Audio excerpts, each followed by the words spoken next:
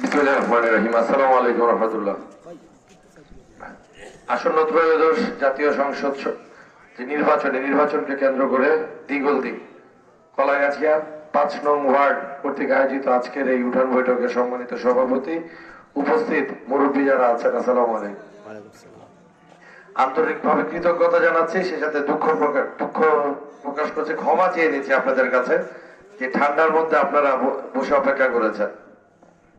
তো আপনারা জানেন কালাম সাহেব আপনাদের কাছে আসলে নতুন কোনো মানুষ না। আপনাদের প্রত্যক্ষ ভোটেই উনি বারবার নির্বাচিত হয়েছেন এবং এখানে এমন মানুষও আছেন যারা ওনার পিতা মরহুম জালাল হাজী সাহেবের কেউ আপনারা ভোট দিয়েছেন এবং তা আপনাদের প্রত্যক্ষ ভোটে উনিও সংসদ সদস্য ছিলেন। কিন্তু মাঝখানে কিন্তু 17 বছরের একটা গ্যাপ হয়ে গেছে। তা আমাদের নতুন ভোটার যারা আছে, নতুন প্রজন্ম যারা আছে, তারা কিন্তু কালাম সাহেবের যে অবদান এগুলো সম্পর্কে কিন্তু পুরোপুরি হয়তো জানে না, এবং না জানাটা তাদের দোষের কিছু না, এটা আমাদের ব্যর্থতা, আমরা জানাতে পারি নাই।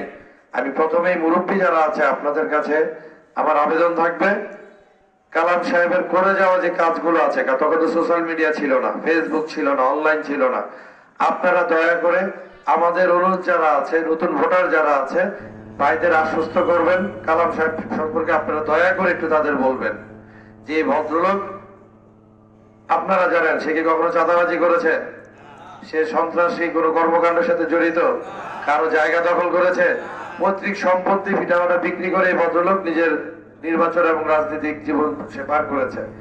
তো আপনারা সবাই আমার বাবার জন্য দোয়া করবেন, আল্লাহ যেন তাকে নেক হায়াত দান করেন এবং শারীরিক ওইসব ক্ষমতা রাখেন যেন আপনাদের গোলামিটা, আপনাদের যে অর্পিত দায়িত্ব সেটা যেন পালন করতে পারেন। সে সাথে আমি বলবো, অত্যন্ত গর্বের সহিত আমি এটা বলবো, কলাগাছিয়া সাতটি এই অঞ্চলের উন্নয়নের উপকার অ্যাডভোকেট আবুল কালাম।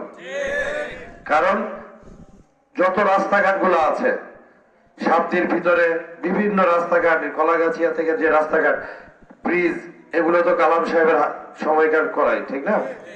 তো আমাদের কৃতজ্ঞতা বোধ থেকে এবং একজন ভালো মানুষকে আমাদের অভিভাবক বানানোর জন্য ইনশাল্লাহ 12 তারিখ সবাই আমি আপনাদের কাছে প্রার্থনা করবো, ধানের শীষে একটি করে ভোট দিবেন।